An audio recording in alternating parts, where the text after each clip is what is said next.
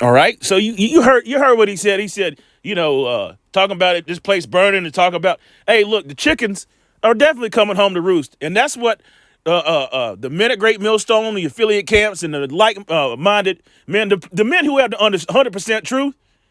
That's what we call. What do we call it? Yeah. Anyway, black land loss, black land. What the hell is black land?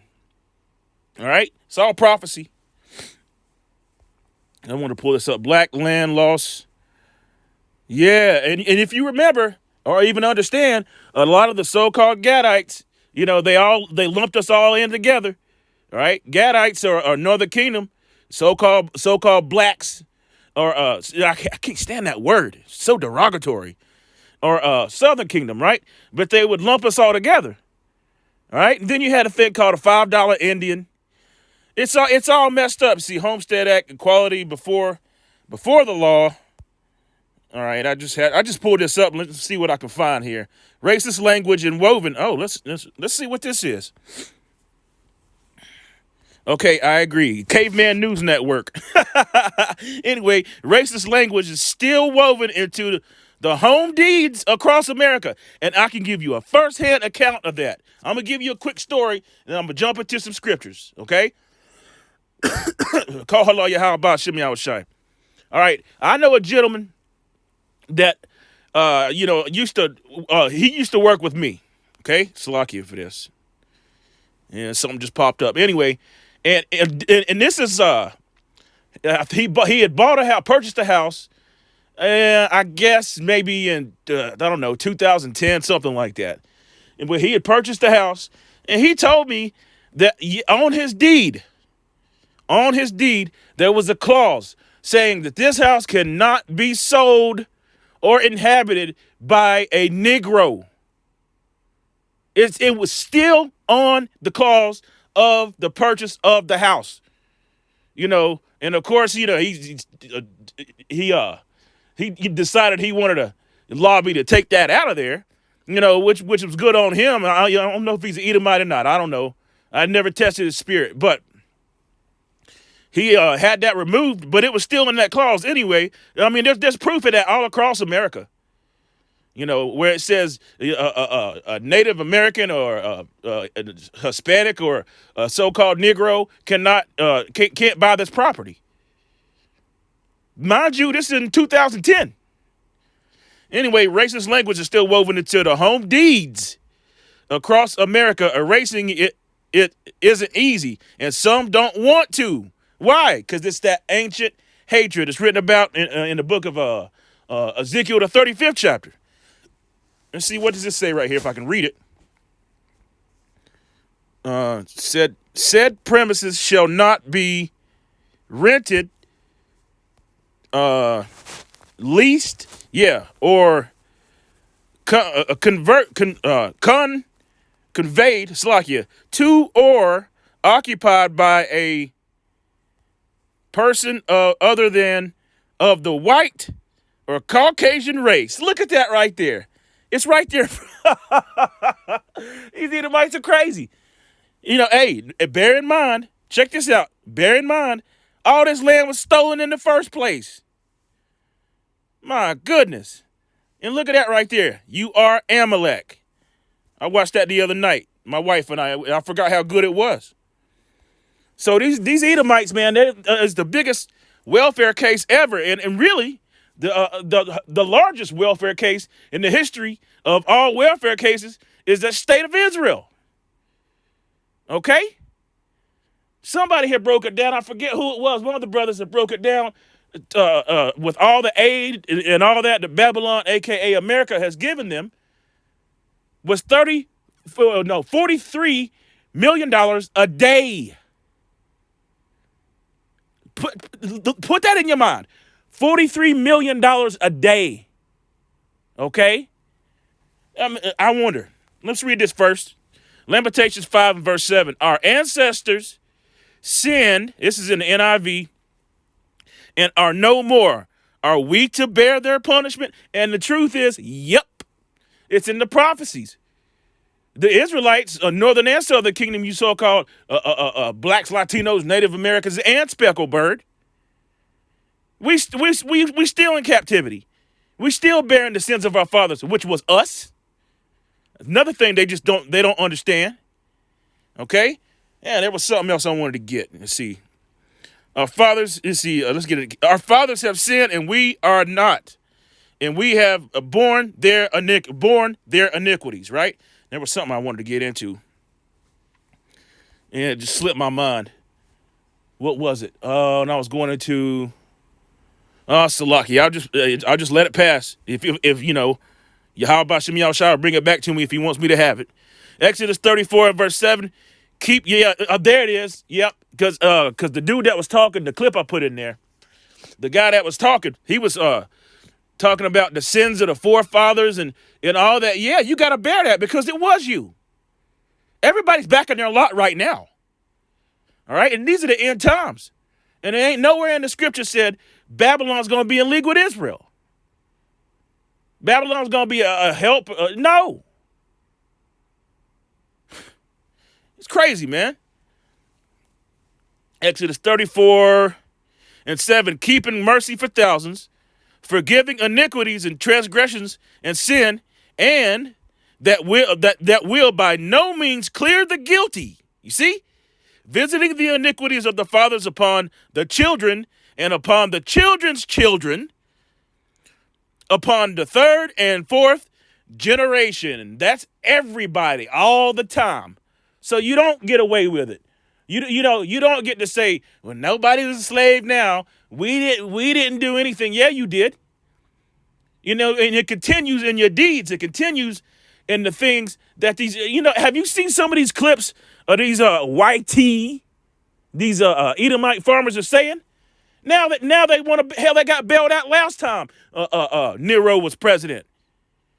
See, this was a plan the whole time.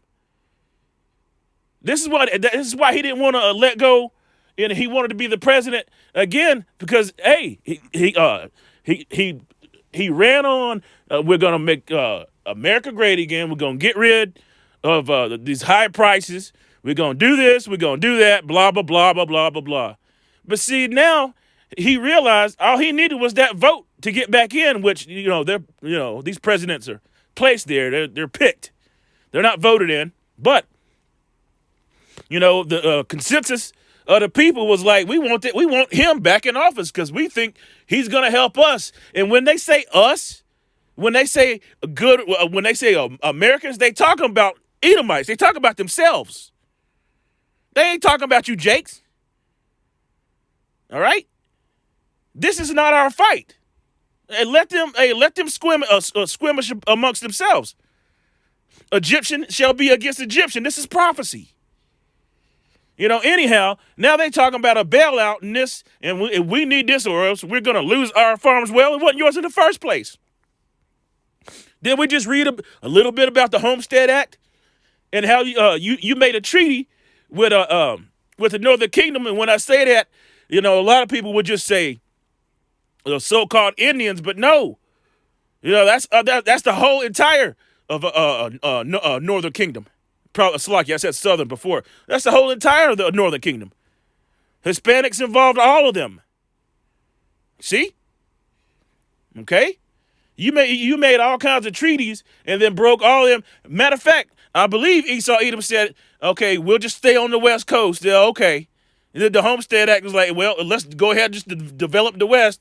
Let's build some railroads. And everything was great. Right? We look at what we invented. Look at what we found. Esau Edom is good about discovering something. And how the hell you going to discover something when somebody's already there? And see, that's the devil, man. Discovery. Okay. Deuteronomy 30 verse 7. This is beautiful. See, these curses are starting to come upon them. And Esau's really just a little wimp. He's a little crybaby. The scriptures call him out for that. Esau wept. He lifted up his voice and cried, Daddy, Father, do you have a blessing for me? Yep. the dew of heaven and the fatness of earth. The earth is given into the hand of the wicked. But now these curses are coming upon them and they don't know what to do. You can see it in their eyes. They're like, damn. You see? Part of that fuels the so-called war between Judaism and Christianity. And they both Edomites. Stupid. Deuteronomy 30 verse 7. And the Lord, thy power, will put all these curses upon thine enemies and on them that hate thee. See? What? Persecute thee. See? And they still do it. And thou shalt return and obey the voice of the Lord and do all his commandments, which I command thee this day. All right. And if you go back to Deuteronomy 1 through 15, you'll see exactly what I'm talking about. See that? Let's go to the book of Luke. Yep. Yes, sir. 6 and verse 23. Ooh, 22. Blessed, this is red letters too. Yahushua speaking. Blessed are ye when men shall hate you, and when they shall separate you from their company. Ooh, that's happening. See this? And shall reproach you, and shall cast your name out as evil for the Son of Man's sake. And that's exactly what's going on. They accusing us day and night, casting our names out for evil. You got MAGA pastors saying exactly this.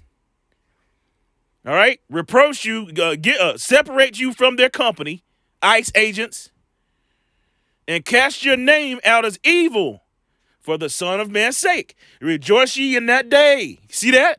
What did it tell us to do? It said, rejoice ye in that day and leap for joy. For behold, your reward is great in heaven. Lay up your treasures in heaven.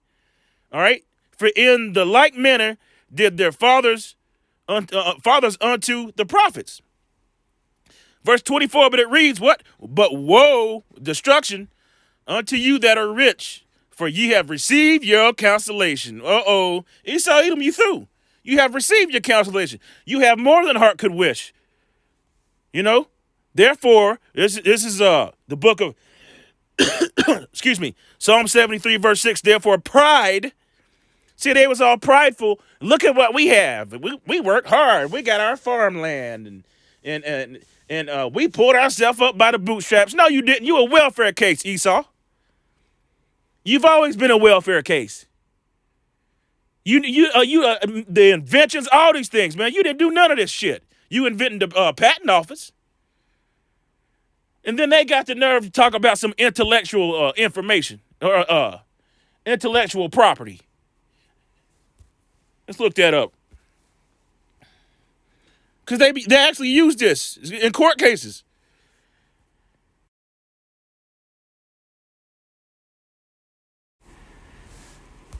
Definition. Let's get the definition of intellectual property. A work or invention, you hear this?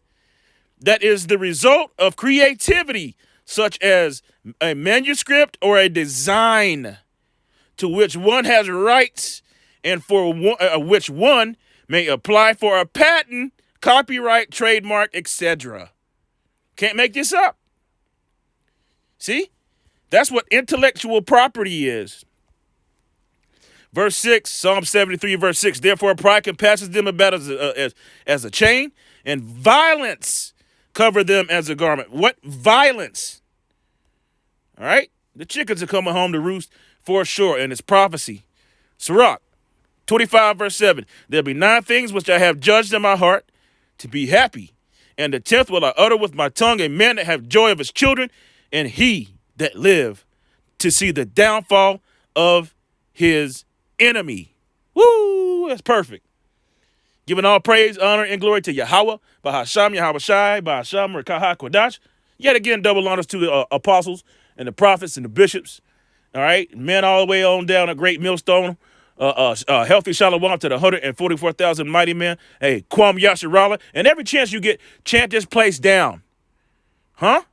Wa Abai Babal. Boom, shalom.